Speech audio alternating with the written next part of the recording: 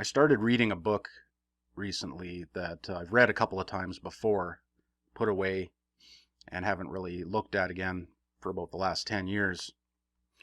The book belongs to a friend of mine, but he's not going to get it back. One, because it's a good book, and two, because he has about half a dozen of my books that I haven't seen in about 15 years. Anyways, the book is called Fatherhood and the Family. It's written in such a way that it's an easy read. I mean, you could literally read it in the bathroom if you wanted to. It's easy enough that a 15-year-old boy could read it and get something out of it, and yet it's depthy enough that a 75-year-old man could read it and get something out of it. I find myself coming back to this book because it's got such good content in it towards the development of the man, manliness, and maturity. Not to say that I've achieved any of those, but one of the reasons why I'm reading it again is because there's so much to learn. So one of the things this book talks about is what defines maturity in a man. And basically it's saying that reproduction of life, not only just reproduction of life, but the nurturing of that life until it reaches maturity, is what defines a man's maturity. Now, you might be thinking biologically, reproducing life, and yes, that is true. But it also talks in other terms as well. There's other ways that you can reproduce life. And one of those things is thought. Thinking, it can be presumed, is the natural function of any man who has a mind. The product of thought is an idea. When a mind has an idea, spirit produces spirit. There is a sort of wedding between the knowledge that a man has and the things that he observes.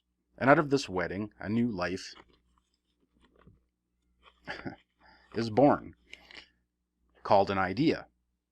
Ideas, like children, must be nurtured to maturity. To have an idea is both an occasion for rejoicing and the beginning of a responsibility.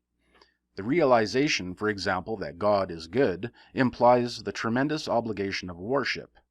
To evolve the idea that human freedom is precious may involve the responsibility of giving your life to prove it. To conclude that every man has a mission to fulfill is less a conclusion than a beginning. To think habitually just for fun is intellectual contraception.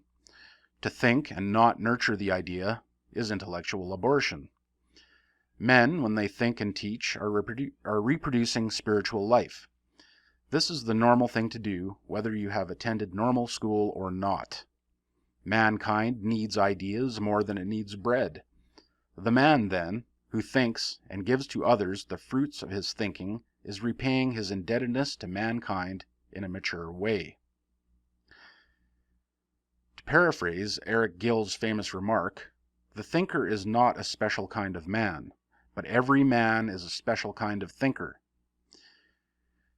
We do have, however, along with the common garden variety thinker, the man who devotes his life to tending ideas, much as other men might devote their time to tending sheep.